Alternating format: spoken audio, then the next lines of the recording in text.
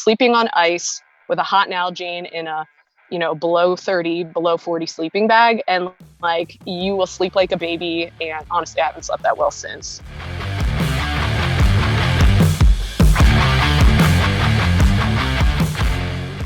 Outside of all the craziness that is happening in Afghanistan and in our world currently, we hope that you enjoyed today's episode. This one is definitely an uplifting and a motivational one. Today we are joined with Sophie Hilaire, who served in the Army and deployed to Afghanistan in 2012. To say this woman has lived an eventful life in such a short amount of time would be an understatement. From climbing Mount Everest and some of the world's tallest peaks, to setting a Guinness Book World Record, and now living in a van and traveling the country, these are just a few of the crazy topics we discussed today with Sophie.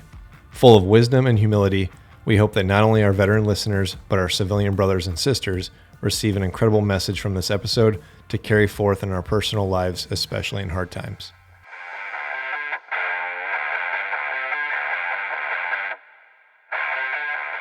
Real stories, real heroes, for a real cause. This is Never Left Behind, the podcast.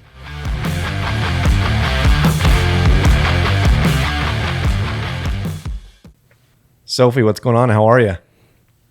Hello, I'm doing great. How are you? We're doing awesome. And thank you again for hopping on our podcast. I know it's been a while. We've been dying to have you on. Obviously, all of our schedules haven't lined up perfectly. And I know you've been traveling all over. So just thank you for taking the time to be on for tonight.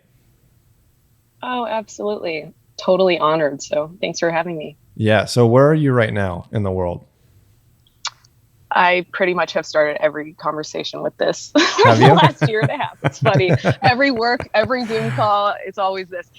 So today I am in Missoula, Montana, and Really? I've been here for quite a bit. I need to get a little work on my van done. And I was like, okay, where do I want to, what's an actual town where I could hang out for a bit and kind of enjoy it? And this has been amazing. I mean, Missoula is so cool. Last night, I even walked to go get some ramen, and I ended up at this roots music festival that was free outdoors, really good live music.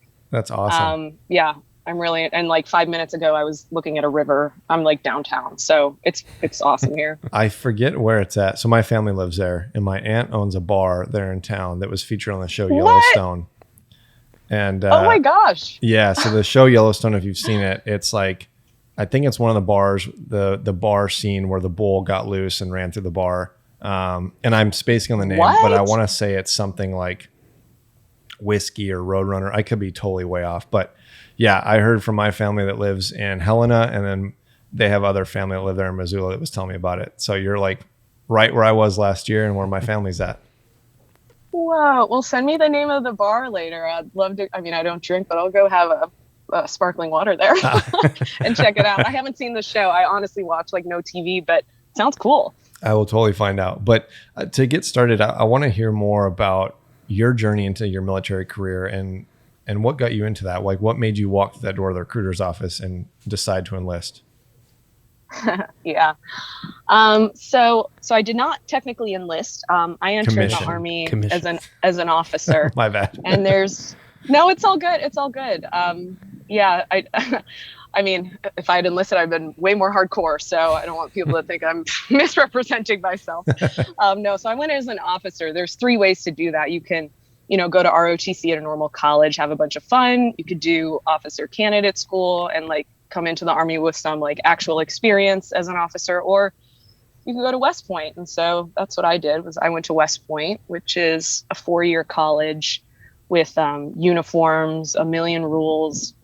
A lot of people call it a prison, but I was probably one of very few, or maybe the only person in my class, new cadets anyway, who really saw West Point as freedom, because I went there wanting to change everything about the life that I'd come from. Gotcha. So for me, my entry into the military was, well, this goes a bit deeper. I guess I'll I have a little preamble that I definitely want to say first, which is I really love my family and I have nothing but compassion for them. Mm-hmm. And I think all parents are always doing the best they can with the cards that they were all dealt, and their own capacity to grow beyond that. And, I also recently learned we might carry all the way back to 13 generations of epigenetics in our DNA. So we're all like holding the trauma in our body of all our ancestors that we don't even know their names anymore. We don't know the stories, but it's all in there. And I think, these lineage is always doomed to repeat itself if someone doesn't heal it and break a toxic cycle.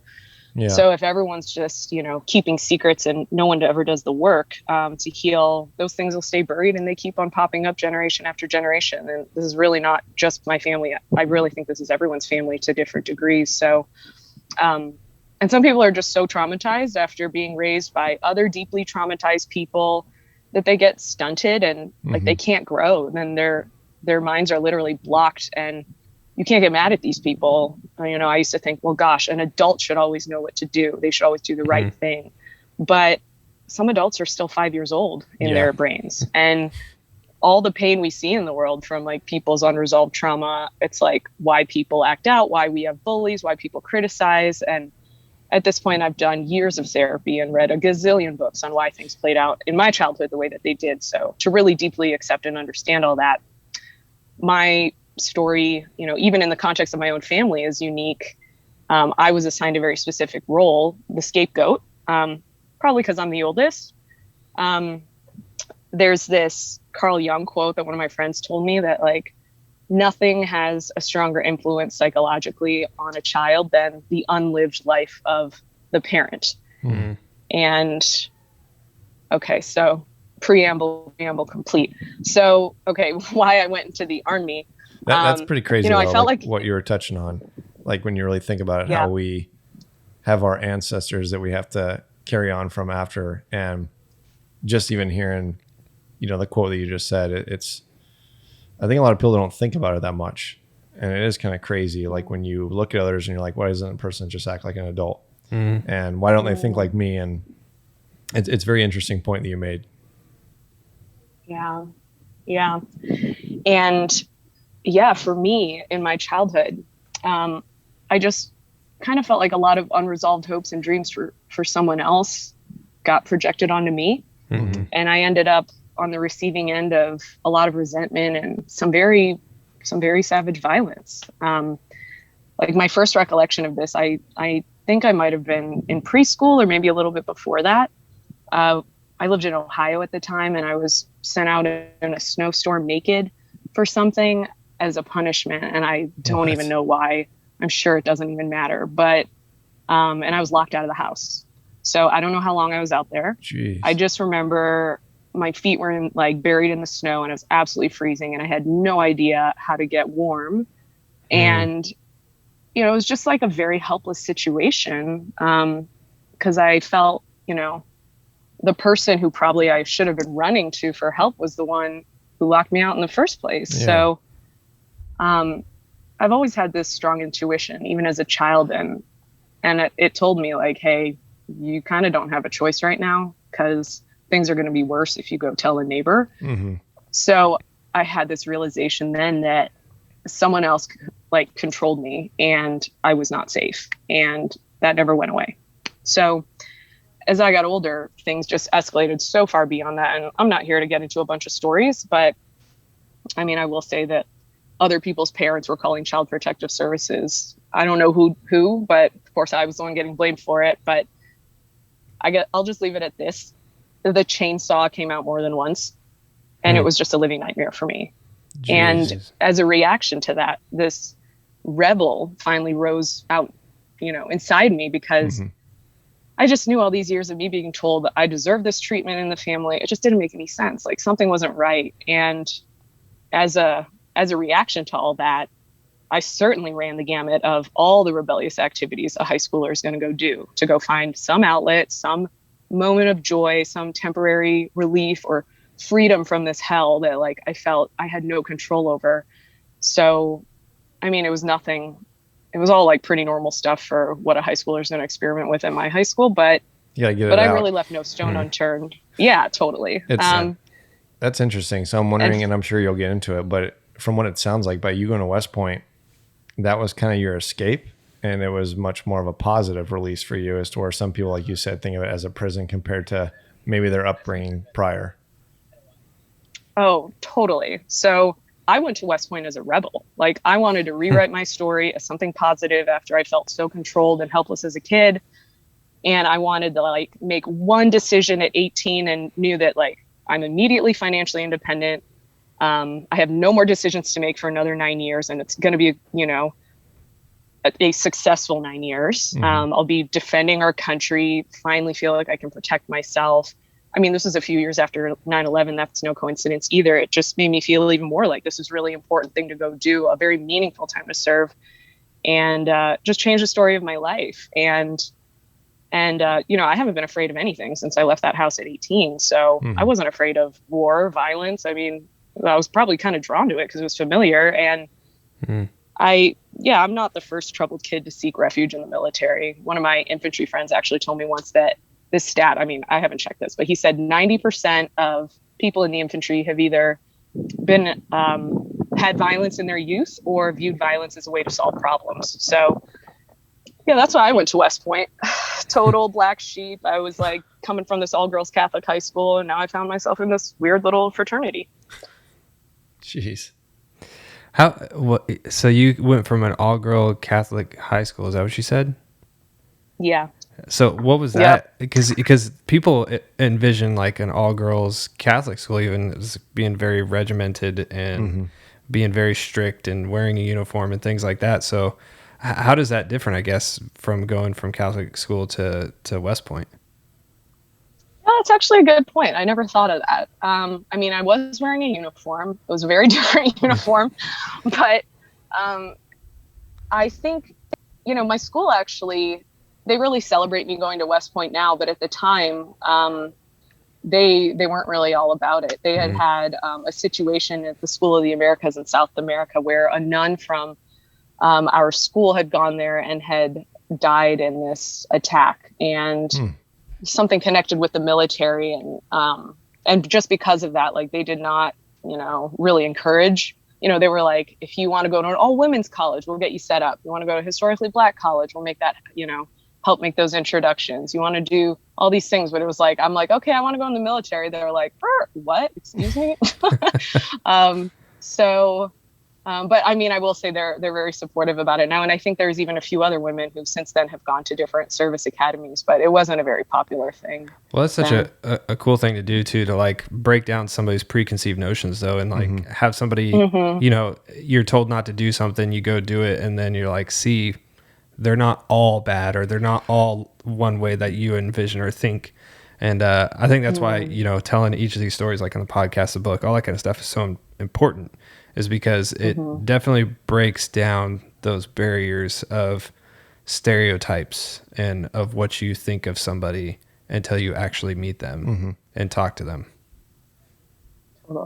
Totally. Were you the rebel troublemaker, the Catholic schoolgirl, like selling cigarettes to other girls?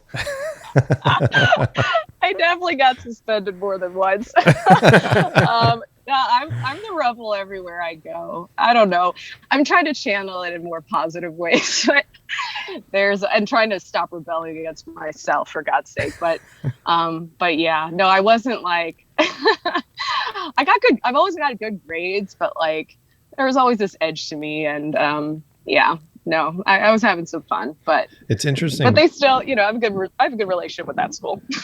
It's interesting because you see a lot of it in the movies, and I think people are, you know, realizing it more. But I feel like a lot of kids that go to private schools, or like the Christian schools or the Catholic schools, you know, and their life is so in order, and you know, you have to do this. Those are like the kids that rebel the most.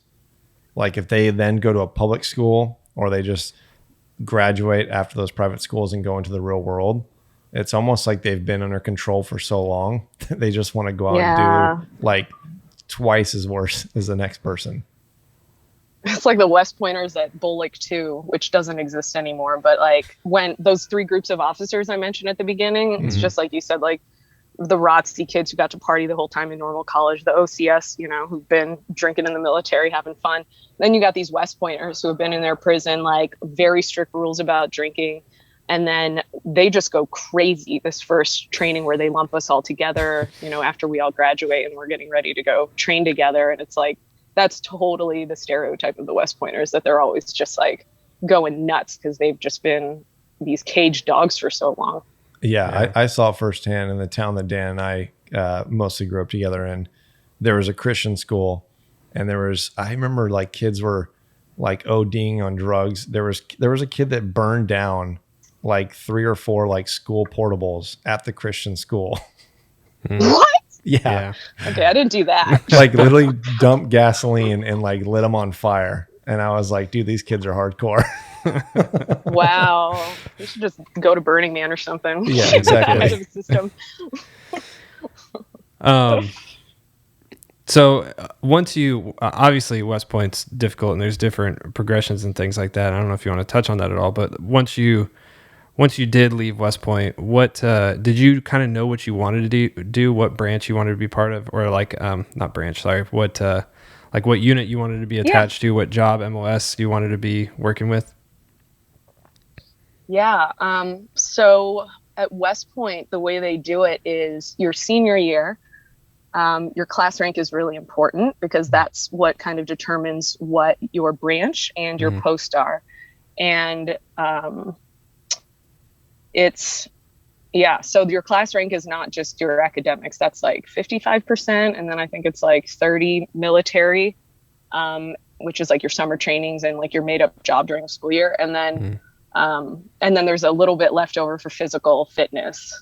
And so all that, that ends up being whatever number you get out of that, like your whole order of merit list with the rest of your class. The first person in your class of roughly 1,000 is going to get obviously their first choice of, your class is going to say like, okay, we have this many infantry spots, we got this many ordnance, quartermaster, whatever. And then once you're within your branch, the next semester they know, okay, within this branch, we have this many slots for this many people can go to Hawaii, this many people are going to Fort Polk, etc. Oh, wow. So my class rank was like smack in the middle. I was like 500. And my academics were like, I don't know, probably a little bit above average. My military score was like the worst. I probably had like a D average because I, just rebellious, getting in trouble all the time. And then, but my physical score was like top of my class, but it wasn't helping me at all because that was worth next to nothing. So all of that just kind of averaged out to like, okay, I'm at the middle of my class. And back then, like so many branches were not available to women and I wanted to be hardcore. And so everything I put at the top of my list for a branch was like all these combat arms things that I like just barely missed because of my class rank. So I ended up getting 4th branch ordnance, which I was actually kind of stoked about because my regimental commander, oh my gosh, I'm forgetting all these words. Anyway, my regimental TAC, that's what it was. She was ordnance and she was like one of the first class of women at West Point. And she like really took me under her wing and just saw me getting in all this trouble and was like, okay, like we got to help you out. And she was like an amazing mentor to me. So I thought, okay, well, if she's ordnance and I, love her, then maybe this won't be so bad. So yeah, I branched ordnance and then I posted Germany, which I was really excited about. But then I went to a school and ended up forfeiting the slot because I prioritized the school. And then I ended up getting sent to Fort Jackson, which was not the post I wanted to be in, South Carolina. And I mean, there's great things about South Carolina, but like, that's like not that spot. That's like a place where you just don't deploy out of there. That's not what it's for. And so I just was thinking, oh gosh, I graduated West Point in 2009. My whole class, like half your class is like gone within a year overseas. And here I am like dinking around in TRADOC. So I actually was really, I totally lucked out because, there was a very rare opportunity on that post where if you volunteered to deploy, you could get the likelihood of you getting put on one of these provincial reconstruction teams was really high. And that was like one of my dream assignments, like ordnance, munitions and bombs and all that, like cool, whatever. But like I wanted to go do humanitarian work. So that's what these teams were doing. And you would be working with like USAID and like the UN and all this stuff. And so I got really excited about that. So I actually just because I was at Fort Jackson, I was able to join one of those teams. So it all ended up working out beautifully. And I did get to go to Afghanistan and serve a combat deployment over there. What was that like, if you can talk about it? Just because it's interesting to hear ordnance and everything that you were doing and wanting to help people. Obviously, I've seen a couple photos from your deployment to Afghanistan of you helping like the women and children. What was that person like for you, and what were some, like, I guess, your daily, routines while being on deployment over there? Oh yeah, I mean, I really had an incredible experience on my deployment, and I'm so grateful for it. So I was there. I always forget the years, but I think it was 2012 to 13. I went to a place called FOB Salerno, which was in RC East on the border of Pakistan. And so on this PRT, Provincial Reconstruction Team, I was their logistics officer. And our specific mission was to, one of the things was to teach the Afghan farmers there how to farm things other than poppy, but still make a living. So like fruit trees did great there. And they had like all their livestock in their kalat or mud huts. So we were teaching them animal husbandry and other ways of just getting more out of their livestock to make a sustainable living this way. And then also, you mentioned the stuff with women. So, we were there to also elevate women in the society, or specifically in the province, because, province to province, it's so different all over the place there. So one of the things we got to do was train their women's police force, which didn't exist before. There were girls' schools that were just starting to become a thing. Yep. And getting resources for them. I mean, this really felt so impactful to me at the time. And that really felt like my dream job. For that daytime work that I was doing on the PRT, I was most of the time on the FOB, but because all this, they had all this work with women going on, and only a few women in the unit, like they wanted to send me outside the wire to go work on these. I was more than excited to go. So, but that was only what I was doing during the day. I actually, while I was sitting there at Fort Jackson wondering how the heck I'm going to get on a deployment and put these taxpayer dollars to use, I actually had this other dream job, which was, at the time there was something called Female Engagement Team Leader Program that had just gotten started up, or CST kind of came a little bit later, Cultural Support Team. And, but Branch wouldn't release me for it, just, I don't know, bureaucracy. So I wasn't able to go on this thing. But once I got there on FOB Salerno, they were looking for one woman on the base to volunteer to go out with this, to go out with the 101st on this targeting platoon on their missions. And I was like, whoa, could I swing this, like a day job and a night job? And, I was just on standby at night, and sometimes we go out. And it actually ended up, like my commander was incredible, and he let me do both. And I had an amazing team. And oh my gosh, I had a team of like Navy chiefs actually who were amazing, and they were, they did so much of the work that they really enabled me to, just go do more while I was there. So my role on that team was so I was attached to the Rakasans in the 187th, and before they started sending women out on these missions, as vets, they would just send like a platoon of male infantry soldiers out, and maybe they'd go out to get a target. And once they would, unexpectedly enter into a home, they would immediately separate the women and kids from the adult men. And they would only talk to the adult men, because we were being really culturally sensitive to the fact that Afghan women can't talk to any men if they're not related to them.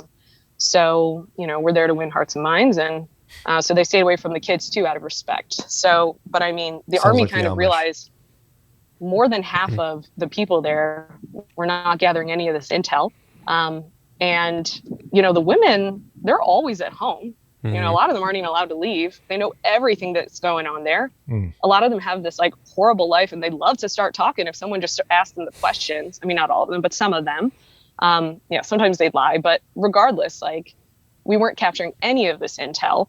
So they started sending out one or two women on these missions with, these platoons to not only gather the intel, but also look under all those burqas that were just mysteriously going off into this other room, because you don't know if the guy that they're there to get just threw a burqa on 1 second before and now they're just, you'll never find him, or if, you know, maybe the woman is the terrorist, or, you know, sometimes women had suicide vests on, or they're hiding weapons under their burqas and all these other things. So that's insane.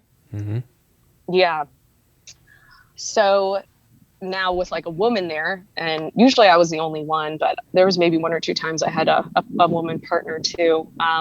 So these women, you know, they'd be a lot more open to talking if I'd already searched the room, you know, and then I would remove my helmet, because showing your hair is such an intimate thing there. It really puts them at ease, and the kids too. And the kids are so honest. So there's definitely times when our platoon, you know, I would go get my intel, the guys would go get their intel talking to the men. And there was more than once where I was getting intel from the women and kids that we ended up going with over what they'd collected from the men. Cause you know, you ask all these guys a question, they'll just be like, I don't know, or point, no, I don't know who that is, or it's that guy. But if, you know, you talk to, you know, well, I don't want to get into too many details, but there's, you know, it kind of just makes you wonder how much more of that could have helped if they'd brought women into the picture sooner. I know it was like, you know, kind of a process to get there. And from what I understand, it is way more of it turned into way more of like an actual program. Like I was out there just winging it. I had pretty much no training. They're like, you willing to go? I was like, sure. I was like, how, you know, do I search? And they're like, I mean, you've done this at bullocks and things. And I'm like, okay. I mean, you just kind of intuit your way through it and like see who seems like they're willing to talk, who you need to separate. And, but anyway, it was such a great experience. I'm actually the godmother to one of those guys from that platoon's kids. And really, and It was definitely the side of my deployment where like, you know, saw the action, the firefights and all that, but it was such a professional team, and really honored to be a part of it. And that was the way that I got to feel more connected to the Afghan culture too. You know, we're like breaking into their homes in the middle of the night and kind of getting the full experience. And, but we all came home safe. So it's really good. Does that happen often that you guys find women that are targets that have the vest on, or the guys, you know, put on a burqa and slip away? I never encountered that on any of my missions, but I've definitely heard of it. I don't know how frequently, but yeah, there's definitely stories that I've heard. That's a loyal woman. I mean, yeah. Well, I can't tell you how many times that, like there's a certain, we'll just say there's intel or certain equipment or something we're trying to find, and it's definitely, you know, women are hiding it. They're the ones holding on to it, because the men would know that we quote aren't allowed to search them, you know, or it would be disrespectful to search them. So they figured it would not happen. And so having the female engagement teams, and then we had the cultural support teams, the CSTs attached to us, kind of opened that door to where we could, you know, search women and kids and get the additional intel, like Sophie was talking about. And it became very, very valuable, like, because I had multiple deployments to Iraq, and we had some attachments like that, but not very common. Afghanistan is where it really became incredibly effective, because again, their cultural, I guess, operations are like how they, like women and men are separated, and how they communicate and things like that is just so different. I imagine working with the kids is probably like one of the best things about doing that job. I love like the kids. Seeing their eyes light up and they're like, oh, and they all gather around. I can't tell you they're how many, beautiful. Yeah, they are. I can't tell you good-looking how kids. many times I taught kids to do like the rocker horns, you know, like with their The Slayer. They probably are still doing that. Yeah, probably. But I'm sure they're like yelling out a few words that they learned. Slayer. Yeah. But these kids too, you know, they're just so happy with so little. Like, It's incredible. you know, they'll get so amped over a pen. Like people were asking me, what should I send over there? That like you can pass out to the kids when you go on missions. I was like, send me packs of pens. Like if they're colorful, whoa, like that'll be this kid's prized possession. And they're just so grateful to have a pen, you know, because they just have nothing. I mean, it's what were there was even a time. Go ahead. Sorry. Oh, go ahead. Oh no, I was just gonna say there was this one mission we went on. It was such a remote place. We flew there, and it was, I mean, this valley where I was just looking around. I was like, man, have these people even heard of the Taliban? We are literally out in the middle of nowhere. And beautiful, stunning views. But, you know, we were like kind of just talking and trying to get some intel from, you know, the villagers, and in their culture, oh my gosh, it's so beautiful. If you compliment anything, then they immediately have to give it to you. And I made this mistake more than once. Really? And then if you refuse the thing, it's rude, and then they're offended. So this little girl, this beautiful little girl, came out to me, and she had like glitter in her hair. And it was so shocking because I just didn't expect to see it out there. And I was like, oh, your hair is so beautiful. And I said, the translator said it to her, and she like blushed and like ran away. I was like, oh, she's shy. She comes out of her little mud hut with this little plastic vial of glitter and hands it to me. I still have it. I mean, I was like, oh my gosh, translator, like, I cannot take this. I remember when I was a kid, and like my sister and I would fight over like a Dr. Pepper Bonnie Bell chapstick. Like that was our prized possession. And like this girl just gave me this. This is like gold. And anyway, it was such a beautiful thing. But yeah, I had to be careful about saying nice things. You know how hard that would be for me to accept glitter? I hate glitter. And if someone handed me glitter, I'd be like, oh shit. Do I say no because of how much I hate it? Nah, sure, give it to me. I had no idea that was part of their culture. Mm-hmm. That's pretty cool. I'm trying to remember, what were the pens back then that girls used to always write that were in color? Were they like the jellies? What were those? Oh, they were jelly rolls. Yeah, that's what they were. The secure jelly rolls. And there was like the lightning jelly roll and the spark. Oh yeah. She knows her shit. That was like elementary school for me. We would pass notes and we would write them in the jelly roll pens. It was a thing. Yep. I bet there was people giving those kids like Rip It cans. I mean, anything. Oh my gosh. I used to give them glow sticks, like chem lights. Call them chem lights. And glow sticks all the time. They probably fall in love with those things. They loved them. I have a really funny story though. This kid was chewing on one. Oh God! And it burst. It burst and it popped in his mouth. And he like, I don't know if you've ever accidentally tasted one, but it tastes horrible. It tastes horrible. It tastes like alcohol. I'm pretty sure it's just alcohol. To swallow it either. But anyways, it burst in his mouth, and I just remember his like shock on his face at first as he realizes it's like all over him, this green juice, and he's like, oh no. And then he just freaks out and he's like trying to swat the like Chemlite juice off of his mouth and everything and trying to get it out. And I gave him water because I felt so bad for him. I was like, oh my God. Look what you did. But it was really funny. I mean, it was sad, but it was also really funny. I hope he's still laughing about it, telling that story. Yeah. I hope if he remembers, yeah. So even go forward, obviously you did one deployment from there, but what was the next step for you in transitioning back? Yeah. So, well, I did my deployment and then I went to Korea actually for a little over a year. I worked for that'd be fun. I love a Korea. 3-star as a deputy XO, and it was awesome. I was in Seoul. I really went there to kind of understand my family history better, understand parts of myself better. I'd been to Korea so many times, but I've never been fluent. I can read, write, and understand a lot, but there was a real connection to it that I never really had. And I can't say I got much further just from living there, because Korea is so different now than it was when my mom was growing up. It's like, especially if you're in Seoul, it's just like fast transportation, amazing food, and like tons of plastic surgery.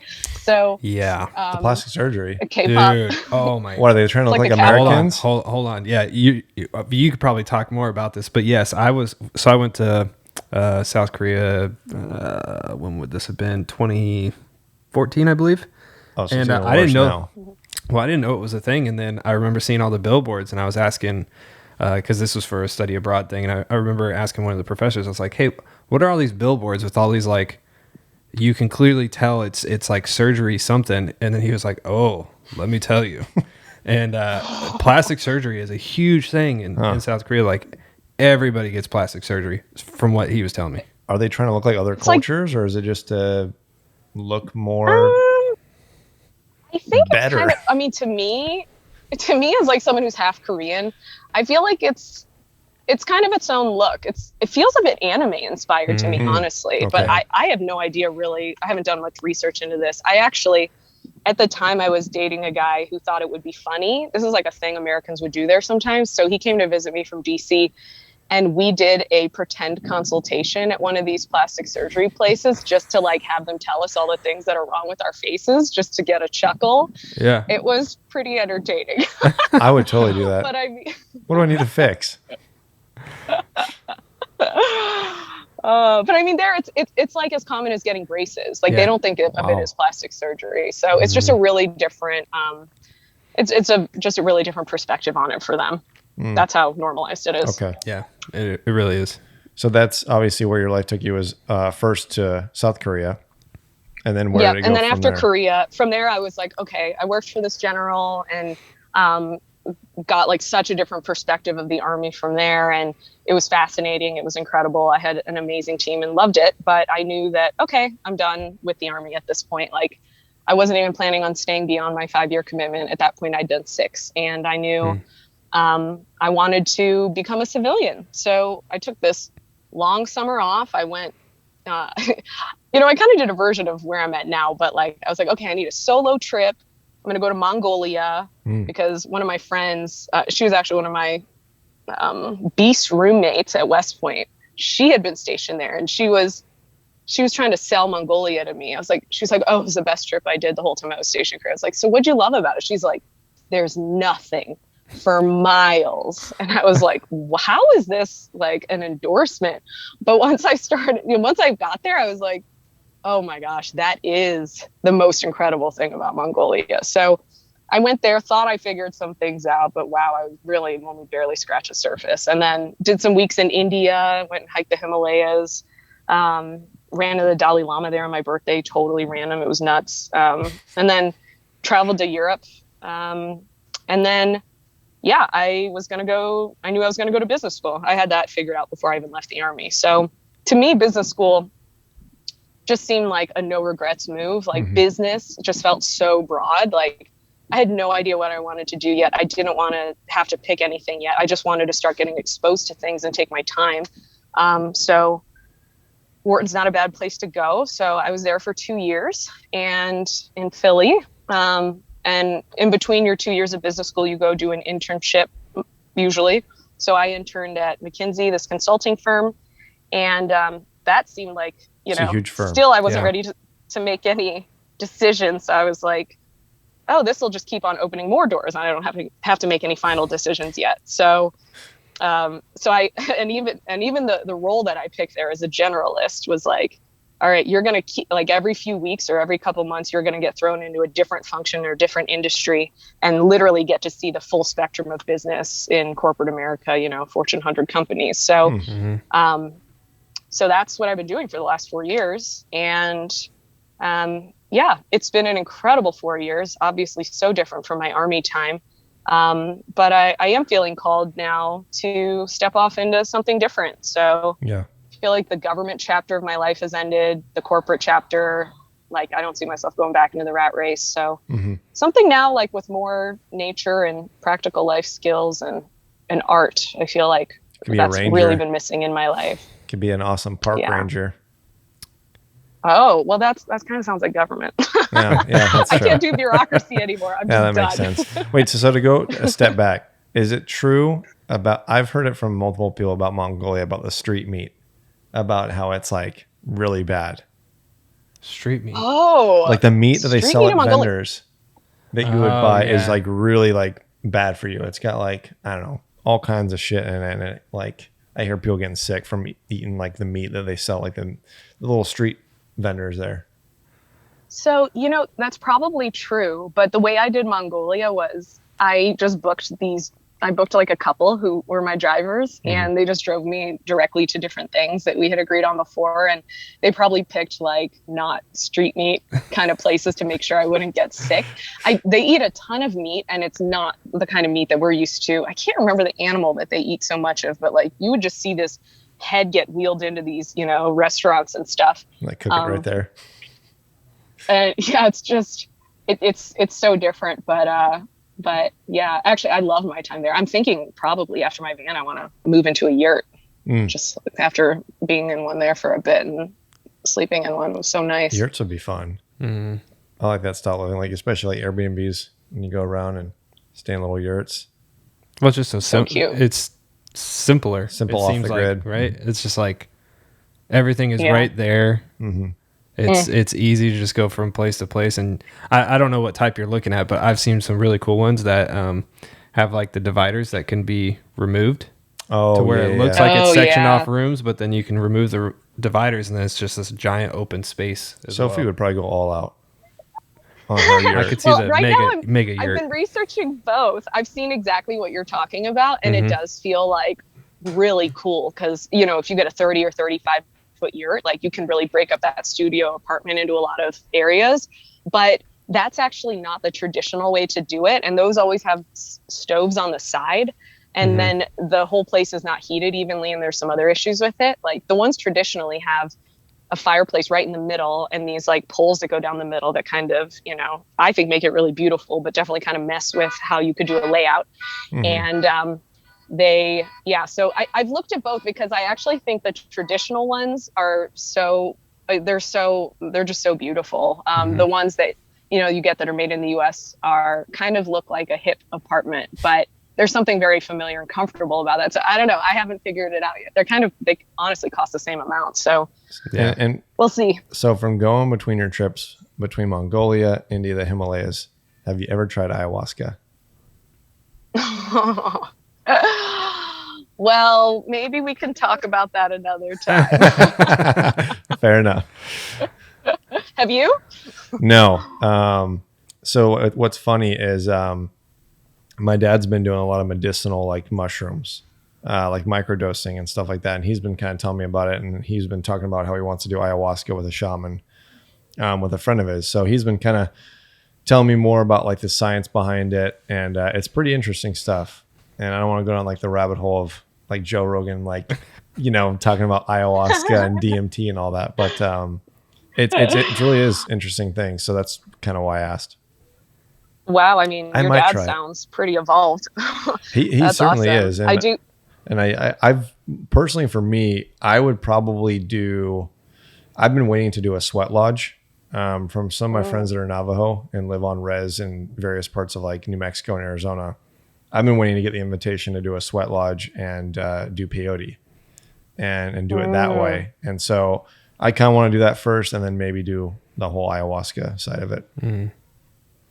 Well, I think all these ancient modalities and stuff, plant medicine, oh my gosh, it's so powerful. It's kind of just crazy how I just think about like the way I was raised and how these things were, I don't even know if they talked about this stuff at DARE, but certainly the way that these things have been portrayed in my life. Either it's like made up stuff that doesn't do anything, or it's, you Evil. know, so crazy that you should never do it. But I think it's literally like, you know, when done properly, oh my gosh, can be so much more healing than a lot of these pills and stuff that we use as like more quick fix solutions.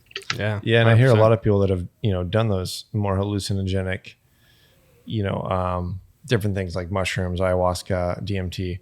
But the pattern that I'm noticing, a lot of people they're coming out and saying that they're a better person, that it's kind of opened their mind to the more smaller things in life. You know, they've had to face like their inner demon or their insecurities one at a time.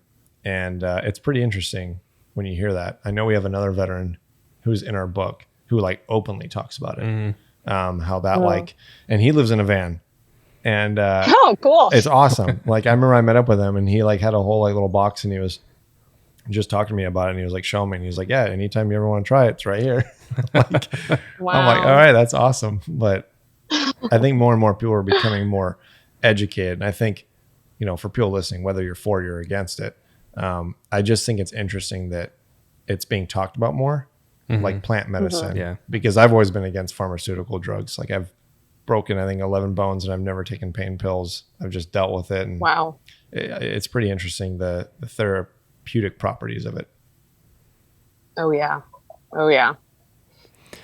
So I know, I'm pretty sure you told me this. And so I'm wondering where it was in the past 4 years, but I believe you summited a pretty high peak at one point. Yeah, I like climbing things. And yeah. No, this was, I think you're referring to Everest, Chomolungma. That was back in 2019. So now that was 2 years ago. But yeah, that was, gosh, honestly, probably the reason why I'm in this van right now. Yeah. Why is that? Yeah, I want to get deep into that because that's Yeah. for people listening. Like we totally like blew past that because we've heard it before, but that's an incredible feat. Yeah, well, for many Everest. many different reasons, and I know you said you just wanted to do it, but I wonder, especially after going through the process, and training for it and climatizing, eventually getting to the summit, like, what was your thought process throughout all of that? Yeah, well, gosh, I mean, Everest, if you would have told me when I was 18 that one day I'd go climb Everest, I would never believe you. I mean, I showed up to West Point I graduated at the top of my class physically, but I showed up there probably close to like absolute bottom of the class in terms of physical fitness. So I was totally shamed into becoming fit. I was like the weak link in the platoon and everyone hated me. So, but yeah, once I actually started running, I was like, oh, I'm not that bad at this if I just practice. Fitness actually became the one healthy way that I've really, over time let my dysfunction for intensity and all that play out in a socially acceptable way. So yeah, fitness for me really started at West Point. I mean, how this ended up at Everest was I really, the seed was first planted, right after I got out of the Army. I did this thing called the Death Race, and it's like this multi-day adventure race up in Vermont. They don't do it anymore, but, you had to, it was several days. You couldn't sleep. You had this really bizarre packing list that was tough to figure out, how to get these things. And then you show up there and you have no idea what, the events are going to be. And you never know what the next one is until you finish the one that you're on. And it's like carrying these heavy logs up mountains and buckets of water and not allowed to drop any, spill any other, and like all this like brain memorization stuff. It was wild. But anyway, at that race, it was like 200 people a year who did it. And there was like some pretty hardcore people from around the country or the world. And there was like one or two people there who either were training for Everest or like had a friend who was, and because, we were all like staying really close in touch on Facebook, and like I would see what people were sharing. And I was like, wait a minute, am I like training and like competing with people who are on that level right now? And so that was just kind of like a seed was planted. But then I think I looked at the price. I was like, whoo, I'm never going to make that. So never mind. Yeah, it's pretty expensive to climb, isn't it? To do it's like it's like 70,000 if you want to go with a company that's not going to leave you on the mountain if something happens. So, and that's not including like all the mountains you'd have to do before it in order to even get accepted by one of these companies. Those are not cheap. And then all the gear is like it's definitely over six figures. So, damn, I didn't think I was going to have that kind of disposable income. And then, that was in my early 20s. And then in my late 20s, this is kind of separate, but like I realized I was just looking at a map of the US, map of the world. I love traveling. At this point, I think I've been to like 80 or something countries. Wow. And I'd hit almost I was like at 45 US states without even trying, and then 6 continents. So I was like, okay, well, I'm going to be 30 in a couple of years. Maybe I should just try to do all the rest of this by 30. And it's just how I'm wired. Like, I like to like find a lofty goal, and then I just go, put all my resources and effort towards it and try to make it happen. And so I had one state left after, when I was going. I did all the continents, got through the states, and the last state was Alaska. Oh. And I was like, okay, it's got to be something epic there. And I knew about Denali, highest point in North America. I was like, okay, like this feels like a fitting way to cap off my little project. But I wasn't a mountaineer. And honestly, I didn't know enough about it. I thought that didn't matter. I was like, okay, these are just fit people who go work out in snow. But like, I can run up hills, I can carry a pack, I can do all these things. I do adventure races. And like, there was a lot of things about just the thought of an expedition on Denali for a month that seemed really cool. Like, in the military, this element of high stakes teamwork. I'd been running marathons for years. I would run Boston at this point and had a Guinness World Record for the fastest marathon in full military uniform. So I had like a really strong endurance base. And then I'd owned a couple of CrossFit gyms at that point and was like top 100 women in Asia at one point. So I had like this strength component too. I was like, could mountaineering be like the perfect fit of getting to enjoy all this, fitness space that I have, but actually kind of be on vacation and looking at beautiful places, like on fun teams and sharing the experience with them. So I tried to sign up for Denali with this company, American Alpine Institute, and they were like, cool, so where's your climbing resume? And I was like, yeah, I'm fit. You don't have to worry about me. And they're like, yeah, okay, we'll see you at our winter skills training program. So So I went and did that out in Bellingham, and it was really, I mean, yes, I definitely needed to go do that. I didn't know what crampons were. I didn't understand, how to how to dry yourself off when you're soaking wet in a tent, like all these things. And I learned all those skills, and then they let me go to Denali with them a few months later. So that was really incredible. And actually on that Denali team, so that was the first mountain that I actually climbed, I would say. And then, but on that Denali team, there was a guy who was training for Everest, because a lot of these people who go climb Denali are trying to get the 7 summits, which is never something that I've been interested in. But that's how people keep seeing each other on these different mountains or plan to go on expeditions together. It's pretty cute. So because once again, I'm like now I'm even closer training with someone, and they're going to Everest or talking about it. And so the seed like grew a little bigger, like sprouted something. And I was like, okay, like this is, years have gone by, and I'm feeling like I'm getting closer to like this maybe being a thing that I could do. And at that point, I'm working at McKinsey, or I'm consulting, and it was hard. It was a lot harder than the Army, I thought. In the Army, it's like sometimes you can kind of turn your brain off because it's so regimented, and you are to an extent following orders unless it's an unlawful one. Because if it's not, like, there's not a lot of room for like, hey, I have this way to make it better. And like, it's like, that's just not the vibe. Consulting is very different. Like, you better raise your hand if you have a way to make something better. So my brain was just exhausted from this job. And between projects, I was like really wanting to be doing something completely different, even if it was just like, working out so hard that I was throwing up, or looking at a really beautiful place and being completely disconnected from, cell phone signal. So while I was at McKinsey, I was like, okay, I still don't have 70,000 chilling in my bank account. But, could this work out? So at that point, I started doing some more mountains. So I went and climbed Cotopaxi, Chimborazo.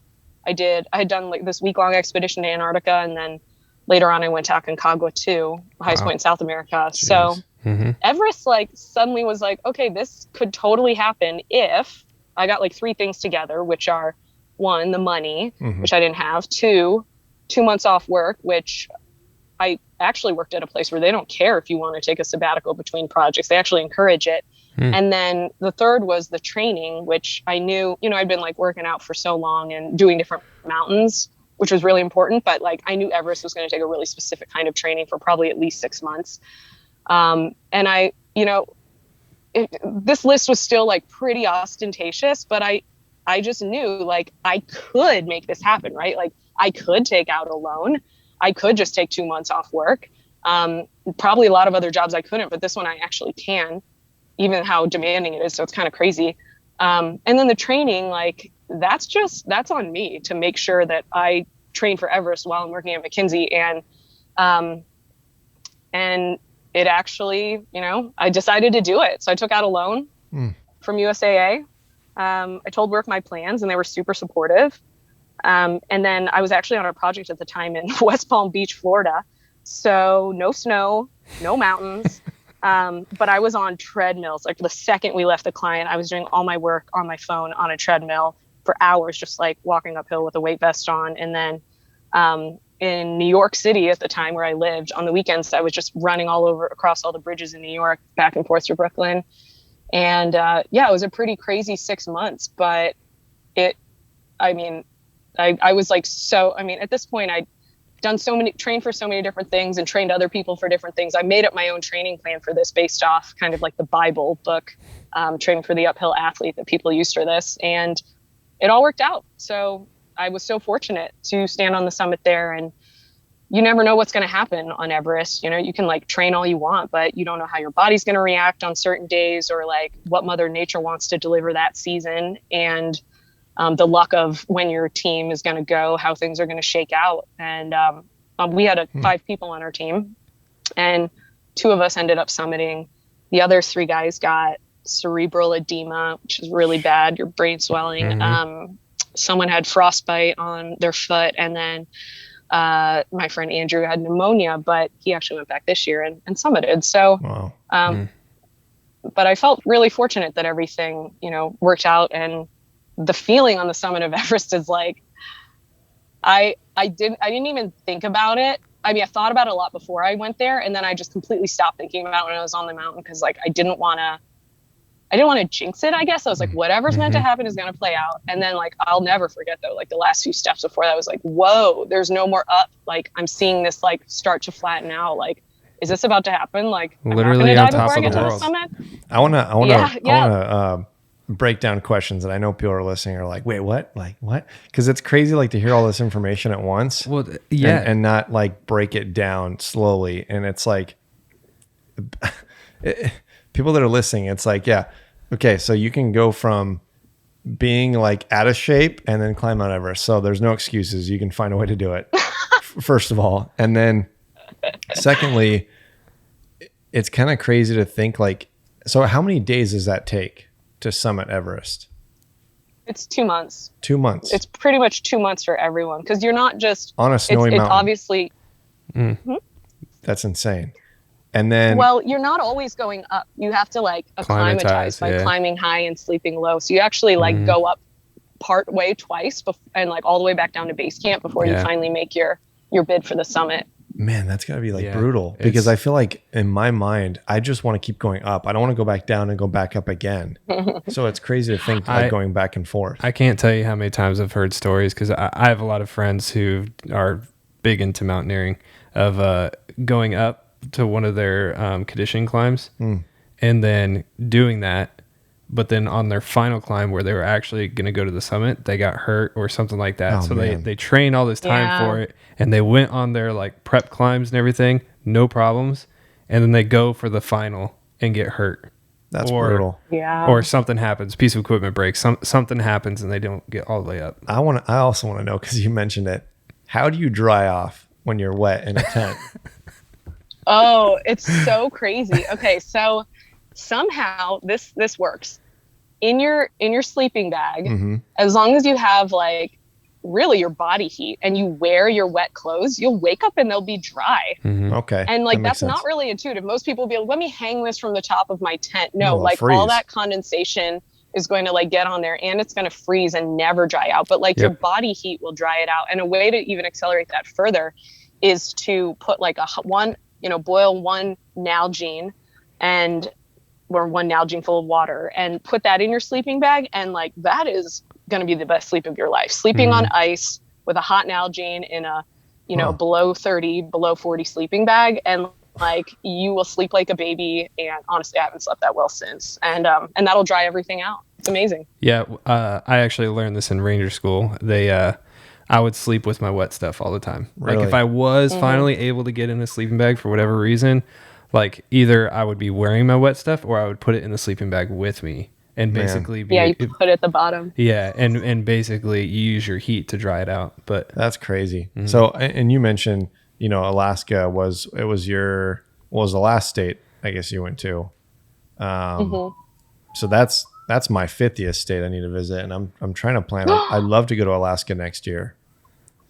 Oh, I know we talked about that when I saw you in Tucson. This year. And then, all this stuff. I was planning on going back there, over the summer, and I'm just hanging out in Montana instead, which not a bad place to be. But, no, I mean, Glacier is right there. Like that place is beautiful. That'd be my second best, is to go to Montana and Wyoming and just spend the whole summer there. But yeah, I plan on, so good. I plan on trying to go to Alaska, and maybe, I'm not going to do any crazy mountaineering, but I'll do some hikes up there. Well, you should go to, Talkeetna is where people fly into in order to go to Denali. And I mean, there's so many beautiful places in Alaska, but I will just say, coming off Denali and going there, like you feel like you're in like the most insane level of heaven. It's so beautiful. And I wanted to go back there and do like a salmon fishing trip or something. Well, that's what I want to do. But, Denali's on my list because I want to see the national park. I want to like go fishing, maybe go hunting up there. Like I want to maybe spend 2 or 3 weeks and really try and soak up as much as I can in that time frame. But so recently, and maybe you can touch on this a little bit. Obviously, when people are summiting Everest, they're coming across the previous people that have hiked and that have died on that mountain. There was actually, I don't remember what color clothing or where he was at, but it's near the summit. There was somebody that, I think it was in the same, what year did you summit? 2019. Are you going to say this guy from Colorado? No, I don't know where he's from, but it was around that, I think, that time frame. But I was watching a YouTube video of some people that summited it, and the gentleman's son commented on it and said, "That's my dad." And he was like, "That's actually my dad that passed away. Jeez. I can recognize his outfit and all that, and I've already seen this video and photos." And I was like, "That's crazy." And like people were honoring, this kid who lost his dad up there. But I mean, how many people are up there now? Hundreds of people that have passed away? So I don't have any numbers offhand. I climbed on the Nepal side. There's also the China side that you can climb up, and there's, people on either side. There, a lot of these, they're like markers. I would say like the most, some of the most famous mountaineering guides who, have died on Everest have been intentionally left there. And when someone passes away there's different options, especially if they like die and they're still connected to this fixed line, because there is a fixed line that goes pretty much to the summit. And if you go with like a $70,000 company, like the one I went with, Adventure Consultants, they're incredible. Like they're not going to leave you clipped into the line like a frozen dead body, they're going to do. I knew when I went to Everest that I might not summit, but I would definitely come home. And that's the level of like expertise and professional and everything. Like they would turn me around before it got to the point. And that's what they did for these 3 other guys, which, that's why we all signed up with them. It's worth the investment. And I won't say that just with that. Oh, for sure. Bringing your body home in case, God has a plan that's your last day. Well, I mean, I didn't even think it would get to that point. Yeah, like I didn't think I would die. Making sure you have the plans in place so you don't get to that point. Yeah. But sometimes this happens, and who knows? Maybe that could have happened. Maybe I could have had a heart attack out of nowhere or something. But when someone passes away and they're still connected to the line, like they'll leave the body there because, these companies they're not going to. If you go the budget company, they're not going to put the effort into proactively, taking Sherpas' efforts and mountain guides' efforts away from their mission for all the rest of their clients to bring a body back down, because you need every little, breath of oxygen that you can get up there. And that's just additional effort to do it. It's a lot of extra effort to drag a body. And they don't know if the family even wants it. Sometimes the family just wants them to cut the string and let them roll down the side and stay there. Sometimes, that's not really the position that they're in, and they're, maybe off to the side somewhere and they'll just stay there. But then sometimes they want to pay a bunch of money and get the body brought back. And that's never going to be free. It's going to be really expensive. So they'll come back down, find out what the family wants, and then maybe go back up there to go get it. I mean, these Sherpas can make a lot of money that way. I don't know. There's even some kind of, you can look on the internet about certain companies that kind of seem like, they're making a business out of it in a bizarre kind of way. But yeah, it's really heartbreaking when you see these bodies. And I wasn't really prepared for it because I'd done some reading before, and I'd heard like a lot of them you actually don't see. A lot of them, like, and depending on how much snow's on the mountain, maybe they're covered, maybe just a boot sticking out, but you kind of have to know where they are. And the route is not always the exact same every year. It's like whatever route makes sense. And this mountain is like when you're in the ice, it's called the ice field. I'm already forgetting these terms. The first section that you could go through, that's the most dangerous part. Like it moves, I think, up to like 7 feet a day. So they have these ladders going across certain like giant crevasses that who knows how deep they go.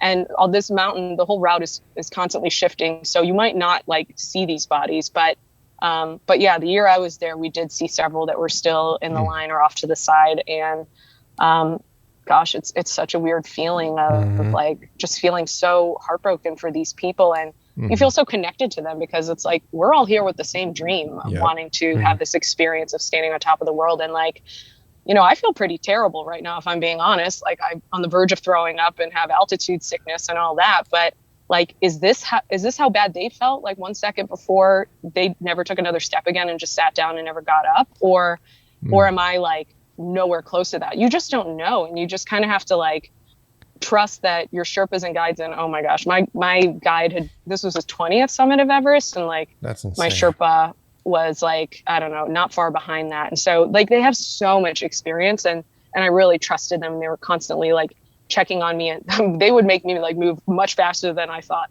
I was capable of, but it was smart the way that they were doing it, so we wouldn't get stuck or anything. Yeah, I imagine it's all very methodical, and that's crazy, the mindset behind that. Because I would think if I wasn't with these kind of elite companies that are very experienced, you know, maybe you're there with just, I don't think you're ever by yourself, but you know, you're just not with these companies that you're investing your money into. That would be going through my head of stumbling across the body and being like, is that going to be me in about a day or two? You know, like just to be thinking, or maybe 5 minutes or 5 minutes. Yeah, you am I going to make it? You know, or something tragic going to happen? And it's kind of crazy, like the mindset of having to push through that and be like, yeah, well, you know, it is what it is, and you got to keep going. Well, I wonder, was it more of a, because I don't think I can't think of another situation, honestly, that you're really in a position where you're literally walking in the footsteps of somebody who just died, or maybe they died a while ago, but it doesn't matter. And you're literally in their exact same spot. But does that, like, did it ever help you, like inspire you or push you harder, or like know that, all right, I got to go more, you know what I mean, than I am, and I need to go further? Or was it more of like, did I make the right choice? Should I be here right now? It's a couple things. I think one, you're just constantly scanning everything about your body and the way you're feeling. Like it's easy to just zone out or like kind of start to space out, and like that's really bad. And you know, on like a long run, I'll totally do that on purpose, so I'm not thinking about my breathing or like how you know, something hurting or something like that, or how tired I am.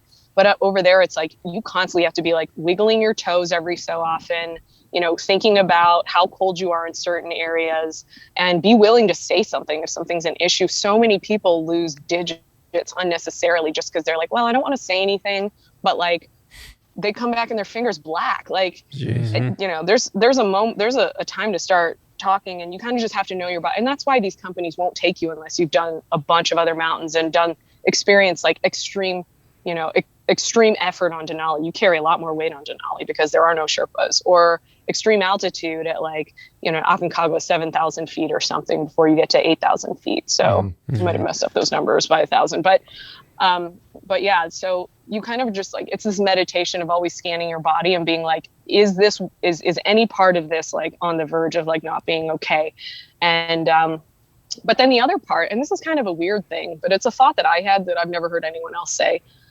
There's something like, I don't know, you know, people love to mock people that die on Everest, and they think it's like this vanity thing, but I think it's so, I don't know, there's something really incredible about seeing someone, you know, have that in them to push themselves to that point. Not saying that anyone should die, but like having that much heart and passion for anything is not something I see in the everyday person walking down the street.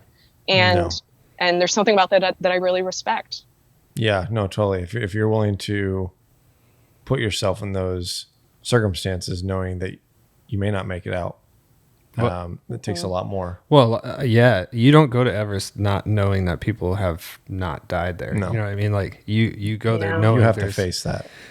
And so, yeah, I can see, especially going back to what you were saying, where some of the families want them to stay, you know, in place, it's almost kind of a beautiful way to pass, like, especially if it's the thing you love to do, and that's like what you were driven to do, be part of nature again. Yeah, and to like be there. Totally. And so I can absolutely see that perspective of it as well. I would want that. I mean, if I was to do it and I passed away, oh, for sure, I'd want my family to just be like, you know what, he loves nature so much that he doesn't even want to be cremated. Leave him up there. Like he's part of the earth now. And it's crazy. And I can also imagine the mental like fortitude of pushing through every day for 2 months, because I've talked to people that have just done like Kilimanjaro, and they've talked about like how you get in this weird headspace to where you almost feel like, what am I doing? Like, why am I doing this? Because they just go up and up and up and up all day long, that they start to go crazy. Like it starts to drive their mind down a negative kind of path, because they just almost forget who they are and why they started doing this. Yeah. I think Kilimanjaro, it's not one that I've done, but, that one's got its own set of challenges, I think, because it's more accessible to folks. Yep. I think, people who maybe don't have that mindset cultivated yet will kind of suffer in that way there, even though it's not like necessarily the one that's physically going to crush you in certain ways. And also, like, you eat a lot of local food on that trip. And I think a lot of people just get, food poisoning. So that on top of trying to do this while you're probably going to have some altitude sickness is just such a challenging way to like thrive and like be excited about something. Like on the night that we were summiting, it was like, I can't even remember. It's over the course of a night. Oh yeah. We started at 10 PM and we got up to the summit at like 6 AM and then you got to go back down. But on that trip, it was just, really, I was so nauseous. I mean, I would have altitude sick. There's 4 camps on Everest before the summit. And I would get it above camp 2. And I mean, people get altitude sickness at different levels. Like some people get it when they fly into the Denver airport. Like for me, I had a limit 2 and it was camp 2 on Everest. And above that, like I could go, but I was so nauseous, and just being nauseous. It's really hard to enjoy something when you're nauseous, but you just keep going, and it comes in waves and it goes away. I've never felt that. What is the feeling of altitude sickness? Is it throwing up? Is it dizziness? It's everything. Yeah. It's different for each person. Okay. For me, it was nausea, and like really probably not fun to listen to, dry heaving, and like sometimes a little bit of throwing up. Yeah. But yeah, it was really just the nausea and headaches for sure. But I was popping Excedrin like it was candy up there to get rid of the headaches. I would sleep with Excedrin because like it would make the pounding go away and I could like level out and go to bed. The diarrhea to keep your pants warm. The only place I experienced mountain or altitude sickness was actually in Afghanistan. Well, those peaks are huge. Yeah, I think we're up at where at? I'm trying to remember the peaks. It was on the Pakistan border. Wait, while you remember, correct me if I'm wrong, Sophie. Is Everest 24,000 feet? And growing. Something like that. I know it's. I'm not good at memorizing numbers years after I have to like spout it out over and over again. It's been a while since someone asked me this. I want to find it. Let me grab my phone. It's over 8,000 meters. It's 24 something. I'm going to grab it. I want to find out from people listening. People are probably like, no, you dumbass. It's this. All right, 29,032 feet. What is it? 29,032 feet. I was way off. Almost 30,000 feet. Yeah, it's up there. That's insane. I feel like successful that I've done like, 13, 14 in Colorado. And even then I'm like heaving just to get like 2-3 miles. 14ers are a big deal. When I would like go back to Colorado and just like do a run after, my family's lived there for a while and I'd come from anywhere else, I would go on a run and I'd feel it in my legs in the first 5 minutes. Like you got to be hanging out there for a while for it to feel normal. I mean, that's why we acclimatize on Everest. That makes sense, but that's just crazy to think that it's double that of some of those peaks in Colorado. I want to, I'll let Dan come back to it when he finds out. I can't remember the mountain range, but anyways, I think we were up over 10,000 feet and I just got lightheaded and sick. Yeah. And like, just I think felt anything over woozy, 10, had to sit down for a while. Anything over 10, most people, I think, if they're not climatized, they're going to start feeling it. So to kind of move forward with things, obviously, you're doing your podcast with us in your van, and I want to get into the story. Her name is Sage, and I want to get into the story of after Everest, what inspired you to want to live that lifestyle in a van? And what are some of the challenges that come with that? Yeah. So I really feel like Everest inspired this, honestly. After being out in the Himalayas for 2 months straight, sleeping like a baby for 12 hours a night on ice. I came back to my life in New York City and flying around to clients. And I was like, whoa, this is a shock to my system. I wasn't planning on leaving work, but I figured I could, make one decision and drastically improve my lifestyle by just leaving New York City. So I wanted to be near nature, and the city just, actually the city was something I loved and really wanted to try. Cause like in the Army, you don't get the experience of, well, some people do, but I didn't get to go to New York City and live there or, in a major city. I was like hanging out at all these random Army bases in my 20s. So I felt like it was like a rite of passage for my 20s I never got to do. So anyway, but after 2 years, I was done. And was done drinking at that point for a couple of years. And all I was doing in New York was brunch and yoga. So I was like, okay, it's time to leave. And I just became homeless and didn't renew my lease with my roommate, threw my stuff in storage. And it didn't actually, being a homeless consultant is kind of normal though, because we're flying to clients during the week and staying in hotels.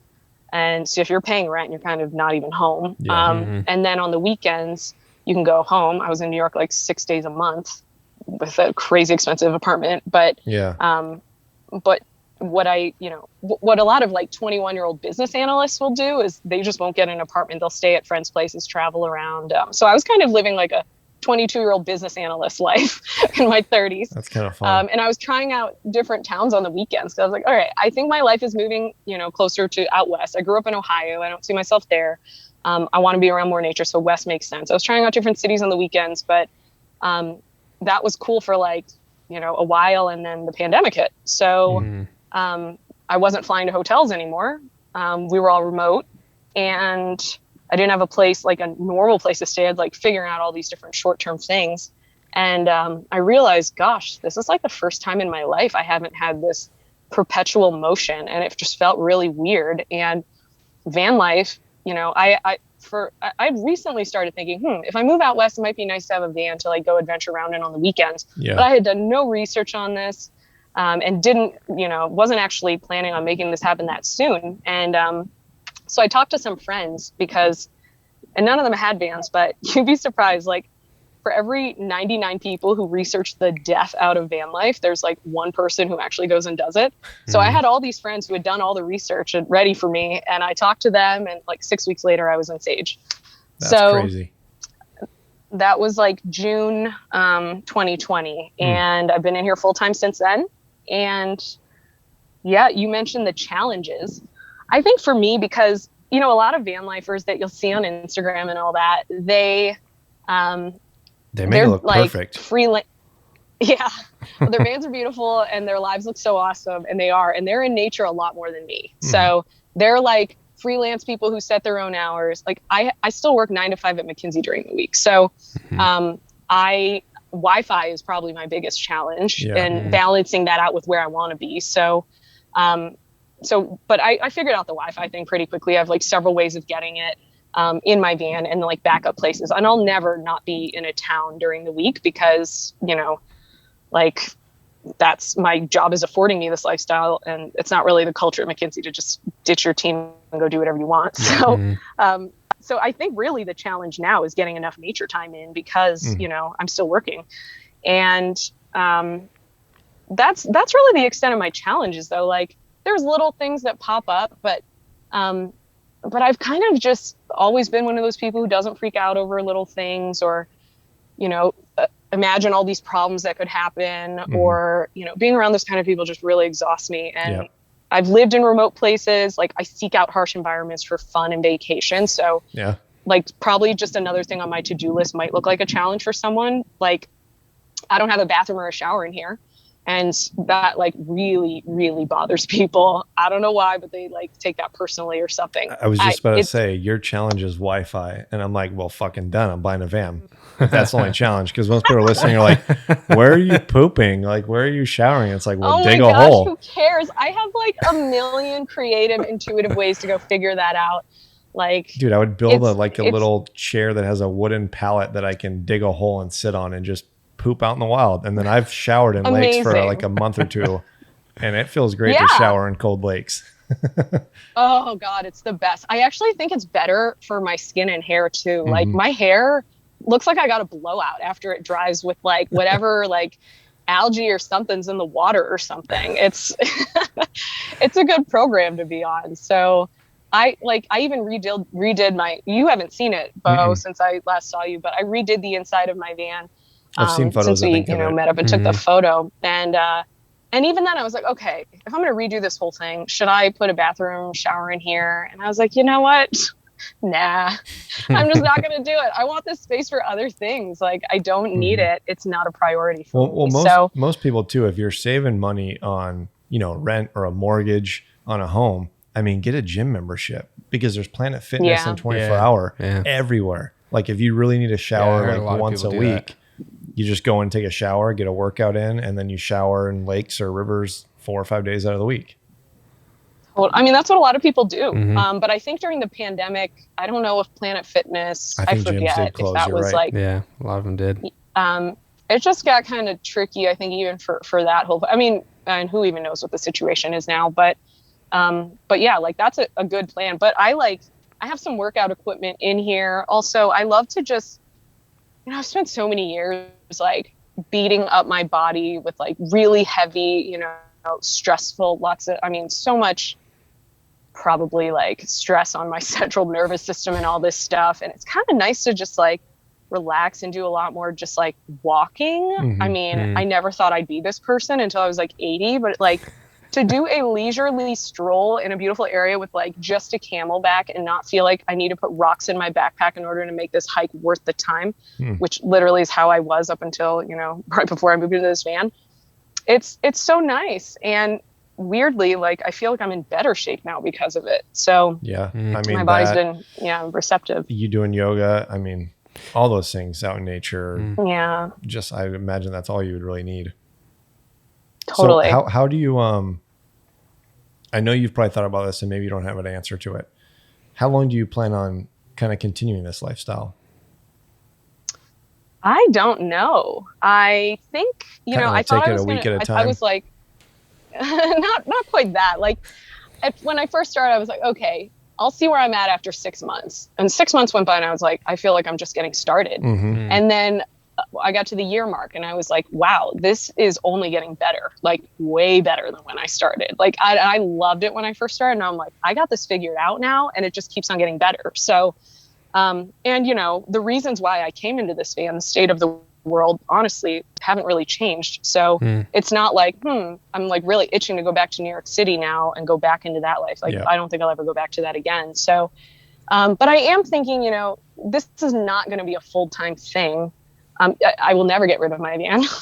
People are like, you want to sell it? I'm like, absolutely not. Like I became, this has been my chrysalis. Like I've changed. That's a part of you now. So yeah. Sage is like an extension of me. Like I could not bear getting rid of her. So, but there's probably room in my life for like this plus something stationary. I got to stick the yurt somewhere. So I'm starting to think about where that place could be, but I'm not at all. I don't even know where. I don't have a timeline. It's just like, okay, that's like the next phase that I think I'm moving to. I'm not going to the suburbs after this or anything. But I know where I'm heading. I'm waiting for it to kind of become clear. Are you? Because I know when you met up with Bo, you were in Moab, right? You guys met up near Moab? Yeah, we can talk about that story. Well, I do. Well, actually, go ahead and talk about it, and then I'll ask my question. Because it was interesting. Well, what was interesting? I would go on with it because that's a longer story to tell. Yeah, I don't know what just happened here. Hold on. Bear with me. Technical issues. All right. Anyways, so you were in Moab, then Arizona for a little bit. Like, where all have you traveled, and where are you looking to still travel, like, while you're living the van life? Well, I like to chase 70-degree weather, and I did like a pretty perfect, I started in Colorado, pretty central, and did like a pretty great first year loop, like got to see the Pacific Northwest when the weather is glorious. I got to be in the Southwest when the North was like covered in snow, and like Florida and like, the Southeast also. And I got to be in the Northeast when the fall foliage was happening. And that was kind of like a really awesome circuit. So I feel like I've covered all the major parts of the lower 48 that I really wanted to go to. And on this second year, I've actually like repeated some of that stuff. Like I feel like I drive through southern Utah, Moab. Like I can't avoid that place. I don't know. Yeah. I'm always going through there to get somewhere. And California, my gosh, I spent so much time there. At this point, I had this dream of going to Alaska at some point, and I'm not even going to try to plan that.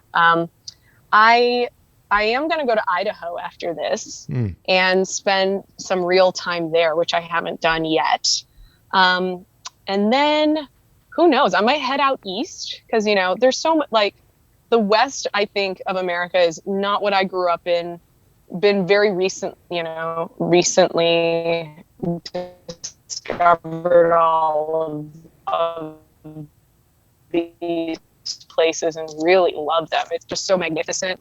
Honestly, my whole like life up until my van was on the East Coast. Like I grew up in Ohio, went to school in Philly and New York, lived in New York, and you know, most of the Army bases I was in were on the East Coast too. So that's where all my friends are. So I might want to go see them and head over there again for the fall foliage. I miss Ohio a lot, actually. I'd love to go I wanted to spend a full month there.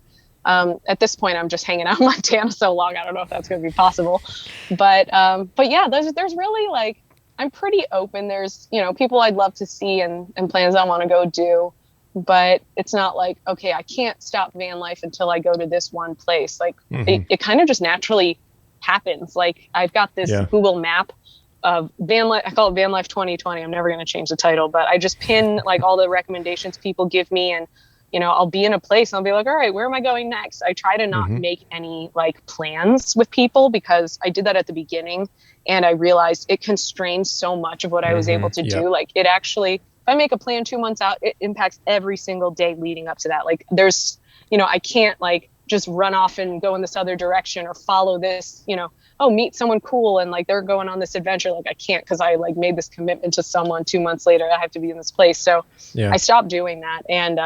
And it really enabled me to like take my time and go explore all these little pins on my map. I can just be like, all right, where do I want to go next? And so that's the hard part is when you plan it. And for a lot of my trips, like especially when we were working on the 20-year war, creating that book, I mean, that was planned. I had to know where I was going to be at each day.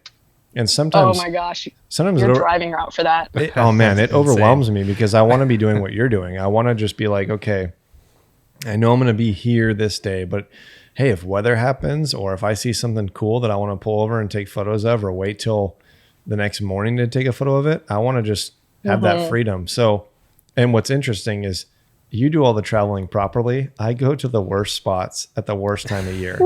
Like in the wintertime, guess who went north? I shot up all the way up to like the tip of Maine with Dan, and then I went to Michigan and like below 18-degree weather. And oh my gosh. And drove a car with like no 4-wheel drive, like didn't use chains, like, and then whoa. And then I think I saw you were in Moab. I'll tell a story of how we met here in a sec, but I think you were just recently in Utah, maybe a few months ago. And you were like, oh, it's so hot. I've only been here for a day or two. I'm getting out of here. And I just went out there and spent like a week. And, you know, so I go to like the hot deserts in summer, and then I go to the North States in the winter.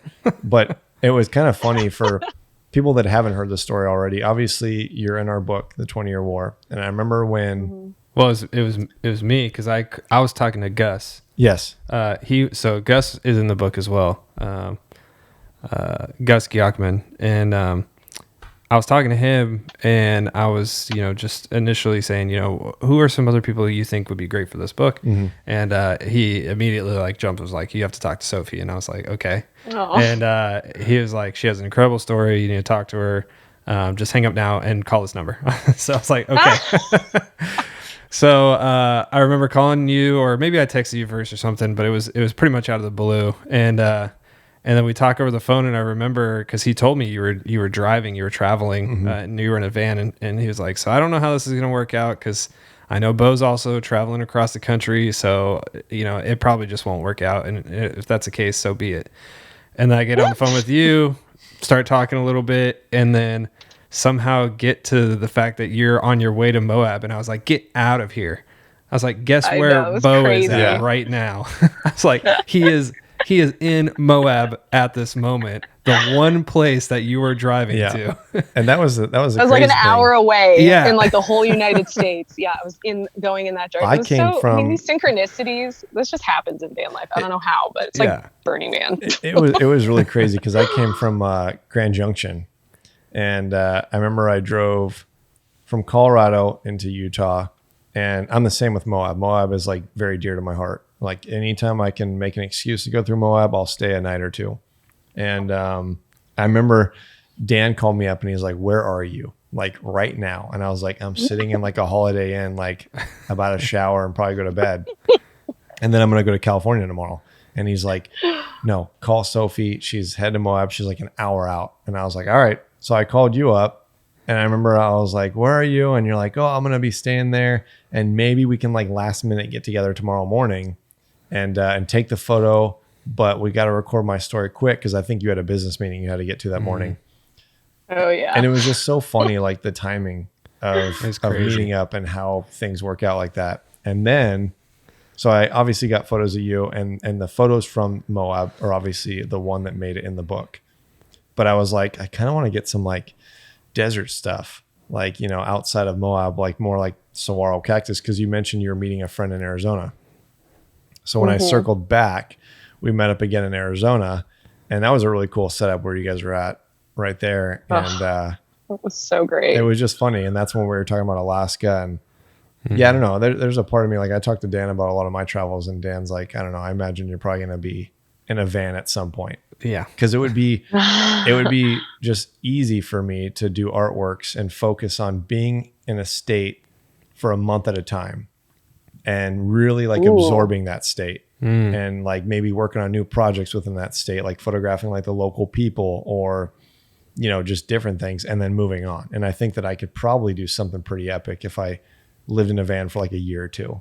I'd probably want to do, oh my gosh, I don't know if I'd want to do it past 2 years. I'd want to have a short couple years of having that lifestyle and have like a massive project that I do. I don't think you could spend a month in Indiana though.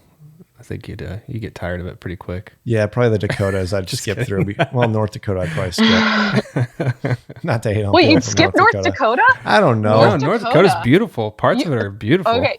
Yeah. Teddy Roosevelt National Park is one of the best places. And actually North Dakota is the least visited.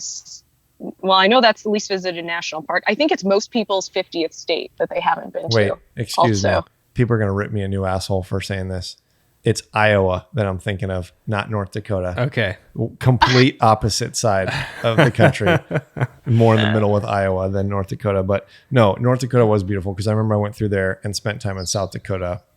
But yeah, I think Iowa was I drove right through it. Yeah. But even then, Iowa has really nice people, but I can't really defend it the same way I can North Dakota. But I'm from Ohio and I love the Midwest. So. See, I think even then the Midwest, bring on the cornfields. Exactly. Like that whole lifestyle of like harvesting and you know, basically agriculture, like you're basically, you know, feeding the mouths of America. I think would be interesting to even photograph those people and go out with like the combines early morning at sunrise and photograph those. But I'm kind of, you know, curious as we, you know, start to wrap this up. Where do you know where your next journey is going to be, or where you're going to be traveling next? I know you're in Montana now, but do you have plans on where you're going? Yeah, I think that probably, just Idaho. And that's kind of my next point that is kind of like the spot that I'm like, okay, I'm not going to skip this state. And then after that, I'm staying pretty flexible. And obviously you have an incredible story, Sophie, that, you know, even sitting down for an hour and a half, it really is just a snippet of your life. Not enough time. Yeah. And obviously your story is in more length in the 20-year war in our book, but I'm curious to hear your thoughts on, you know, it sounds like you had kind of a harsh upbringing, and then you went into the military, you had your career there, you climbed Mount Everest, you know, you're doing some incredible things. What would you give back to other veterans, or what would you say to them who are transitioning, you know, maybe have their own, you know, struggles with trying to go back to the civilian workforce and all that? Yeah. You know, people reach out to me all the time about, you know, transitioning veterans a lot because I've, you know, done a few different things at this point. And I think what a lot of people love to hear is like some kind of plan about how to get into consulting or how to get into business school or something. But honestly, the best thing I've done since getting out of the military was just a few weeks ago. I went out into nature by myself for 2 weeks. And I was in Montana, and I'd been planning this for a while. You know, something had been calling me for a while to head out into like total solitude. I know I've been alone in my van for the most part for over a year, but I wanted to be like off cell phone reception, like really alone with my thoughts. And I think that's something a lot of vets just have never gotten to that point. And man, vets carry so much trauma, like not only from things that we've participated in as part of being in the military, but like probably a lot of the reasons why people go into the military in the first place, like people like me. So I, found a million excuses to not do something like this before I finally just did it. And the reason that I finally just did it was my insomnia was starting to give me headaches, and I didn't want to be addicted to sleep aids for the rest of my life. Mm-hmm. So yeah, I went out in the woods for 2 weeks to go back to all that childhood stuff I mentioned. I knew I was going to have to face it, and I was dreading that. But I knew I had to go heal that inner child. And I think a lot of us have that. So a lot of time has passed since I was 18. And I've definitely created this whole adult life for myself that people might think is pretty charmed. But the honest truth is, like, I still had this anger inside of me, mm-hmm. anger about like what had happened and like how, there was never any real closure there. And so I think that darkness was what has made me gravitate towards all these stressful jobs and stressful hobbies, sometimes stressful relationships, and by just going out there for 2 weeks and not having any distractions and being like, all right, whatever's going to come up is going to come up. I'm going to face these demons, and like, I'm here to like move forward and like get rid of this anger. And like, I don't know how to do that. Like mm-hmm. at my normal, in a normal week, I'm like, how do I deal with my anger? Should I like just like turn up some really angry music and like go have a hard workout? Like, I think that's how vets, and maybe that is for some people how it works out, but I needed to release the anger. I didn't need to like pour kerosene on it, mm-hmm. And so out there, I was just like, the things came up, I validated all the things, and I watched these things like actually release. I mean, I didn't watch them release, but I felt them release, and I felt myself get so much lighter. And like, for me, it was really important to go so deep in all my family lineage on both sides. Like, I'm half Korean and half Caucasian. My Korean half, like I told you, I went to Korea and I couldn't really wrap my head around, my own family's history there, just because it looked so different mm-hmm. and was nothing like all these, little stories that I'd heard before. But, there's a horribly depressing history of Korea. Mm-hmm. There's like a word for Korean depression. It's called Han, and it like translates to the ineffable sadness of being Korean. And it's from all these years of like oppression and like occupation and like unthinkable, unimaginable things that happened to the people there. Oh, wow. And that's just my Korean side, right? Like on my Caucasian side, there's definitely some stories there. And there's a couple of my family members who are now deceased who wrote some memoirs. And I knew these family members and never heard these stories from them. Wow. And I could never actually feel the full weight of what that was like for these people when, mm-hmm. When I'm talking to my immediate family or when these people are alive. But when I'm reading these books, it's so different from how these stories have been told to me before. Because before it was like, when someone tells you this stuff and they're like traumatized, they're so detached from it. There's no storytelling to it. It's not actually, it's like hard to grasp onto and feel the weight. And I totally understand why. Like, it's a trauma response. They don't want to attach to that narrative anymore to like mm-hmm. protect themselves. But it's like really tough to resonate with their audience. And then like, it's tough for me to really understand why. Like, I can't mm-hmm. logically explain why these things happen to me. And, I have to stay angry until I can explain it. So by like actually connecting to all these people and stories who came before me, I could actually look at it logically. Like, I can logically explain why I was dealt the cards I was dealt and why they were dealt the cards they were dealt. And I saw like it actually got so much worse the further back I went. Like, it got better over time. And like, that was actually a really beautiful pattern to witness. Like, every generation, rapidly improved a lot of things as far as I could tell. Like, no one ever backslid and made anything worse, especially around, financial stability and just like stability of family units. And that goes for both sides. So like, compared to pretty much everyone else in my lineage, I was living large in middle of nowhere, middle class, rural Ohio as a kid. Like, my siblings and I might have been the first ones to ever enjoy that level of education and financial resources as a starting point. Mm-hmm. And for that, I'm so grateful. Like, it's a major reason I have the luxury to do this work now, to go to therapy, to do all those things, all this next level healing. And now I just feel like it's my turn to build on this amazing foundation everyone who came before me laid out, with real compassion and like that emotional component that they didn't have the luxury of even summoning within themselves because they were fighting so hard for resources. Like, that's my forte, and it's always flowed out of me naturally. Like, I'm an empath. And I have, the opportunity to do all this inner work and break that cycle because of the privilege I was born into here in America with parents who made sure that, I had those opportunities. So I had to I'm out there, out in nature, I dish that last crumb of whatever that victim mentality was from my childhood chapter. I'm not angry about anything in that anymore. I'm honestly so grateful for it. And to get to that point totally on your own, I think is really how it has to be in order to fully heal. I see my childhood, that whole thing I explained before, that's a gift because I got that gift to deal with and I faced it. I saved myself. I wasn't waiting for someone else to come around with an apology and do it for me or save me or anything. Yeah. And because of that, because I went through all that, that's why I get to enjoy all these gifts now. Like I said, I'm not afraid of anything since age 18. I could stay calm in firefights, go climb Everest, go to North Korea for a week. I'm always trained and prepared for stuff. I have this capacity for a deep emotional space, but also a very logical brain. And I also have this unlimited, seemingly unlimited horsepower, which, I can apply to rebellious things or I can apply to positive things and hopefully more positive. And, I have this inner authority and inner strength that really helps me. Ram Dass talks about treating everyone you meet with compassion, like they're God in drag, even someone who treats you horribly. Yeah.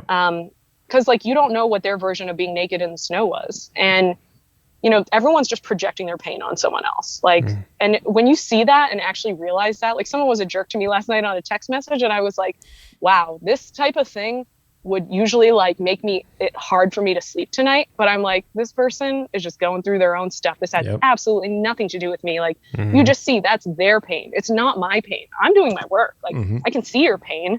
I'm sorry you have that pain. And I'm also just not going to be a part of your pain. I'm going to step away from that. I can have compassion for you and your journey and your pain, but I'm going to keep moving forward. And maybe they'll see that and they'll want to feel that same lightness in their being and be inspired to do some work too, but they don't have to if they don't want to. Or I said, some people just physically are blocked, emotionally blocked, and they can't. And, it's all work that we have to do on our own. I can't save anyone else, even though I've tried, and we can't. We all have to save ourselves in that regard and do our own healing and work. And my energy at this point is just going to go into hopefully being a light that can shine for others who want to move their lives in a positive direction. So yeah, other people's pain just doesn't control me anymore. And that's not an instant thing and I'm done, right? That's going to take real effort for the rest of my life. But that's where my energy is going to go. So I just think that's finding that level of forgiveness for other people and really for yourself. That's for you. So you can walk through life lighter without any more self-sabotage or addictions and all these different things. Yeah. And I just see so many vets struggle with this. And, it's hard. You come out of the military and you have such a strong sense of who you are when you're in the military. My gosh, you have an outfit, you have this rank, you have this title, you know exactly where you sit. And then vets just get poured out into society. And it's who am I? Who even was I? When I was, because you weren't really the army. Because before you were the army, you were just a blank slate baby born into the world. You turned into that character for a short period of time, but you got to get back to who you are. And I don't know any better way to do that than to just go into nature. And it's so easy. It's hard, but it's easy. And it's the most healing thing. So that's really the best career advice I have, because I feel a lot of people would not waste so much time running around doing stuff that's not aligned with who they are and not enjoying it. For me, maybe I could have done a vision quest of sorts in my early 20s and my life would have looked really different. I've thought about that, but I'm glad I didn't, because I'm really grateful. And I'm sure this meandering path was all meant to be. Yeah. But I think that, it's just, there's different organizations too about veterans that they'll take them out in nature and do these kind of trips like that. And there's a reason that stuff exists. It's, totally. I think, the most healing thing. Yeah, I think nature definitely is very therapeutic for all of us. It's where we come from, and it's incredibly insightful of what you were saying, because I think that a lot of people can learn from that. And whatever you're going through, maybe you can afford to go into nature for a week or two, or, or find that release. But I got to say thank you for sharing your story. I know we've been wanting to have you on, and it's incredibly enlightening to hear, kind of start to finish. There's a lot that comes with your story. And I think you've already gone on to, knock down a lot of doors in your life, and you're still so young, and it's just incredible to hear the wisdom and advice that you have for other veterans, and, you know, teaching other people around you how to just be a better person and to, you know, put your mind to everything that you're going through. So, you know, thank you, Sophie, for obviously being on the show and being, you know, open to sharing your story for other people to hear. Oh, well, thank you so much, guys, for having me. I was so honored that you even reached out, and this has actually been really healing for me to even like think back and, you know, reflect on this kind of stuff and process it. So yeah, I hope it helps someone out there. And yeah, thank you so much. Yeah, absolutely. Yeah. Well, safe travels. Let's all stay in touch. Obviously, if you're okay with it, we'll share your, you know, Instagram handles or social media if people want to follow along on your travels. Other than that, I know we're looking forward to sending you a book that you're part of. And we're looking forward to, you know, continuing to share more of those short-term stories of people that were in it. And we'll talk to you here again soon. Awesome. Can't wait to see the book. Thank you. Yeah. All right. Talk to you soon. Bye-bye.